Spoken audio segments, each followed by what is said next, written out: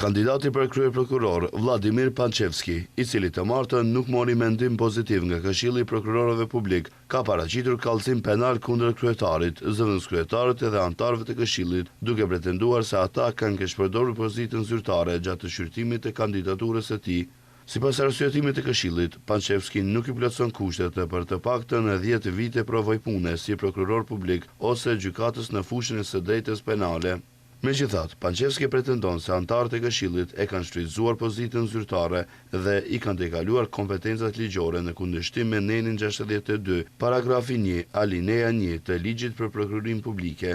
Ai i bëri thirrje qeverisë që të anulojë procedurën, duke theksuar se Këshilli nuk ka kompetencë të bëjë interpretim autentik të ligjeve, por vetëm të zbatojë ato.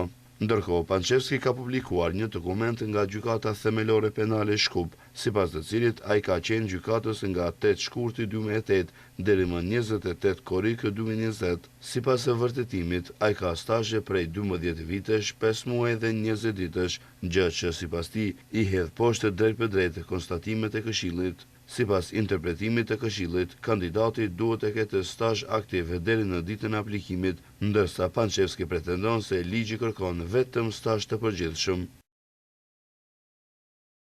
Kam paraqitur kallëzim penal për keqpërdorim të pozitës zyrtare kundër Bashkim Besimit, kryetari i Këshillit, Mariana Iljevskë, zëvendës kryetare, dhe anëtarëve Jelena Dogazanska-Koleva, Zorica Pavlović, Ermon Neziri, Keti Petkovska, Svetlana Stojković, Dushica Dimitrievska, Ardian Demiri dhe Fati Aliu. Në kallëzim thuhet se ata në seancën e mbajtur më 17 të shkurtër 2026 kanë vepruar në kundërshtim me ligjin për prokurorinë publike dhe kanë privuar nga e drejta ligjore për të marrë pjesë në procesin e mëtejmës zgjedhor.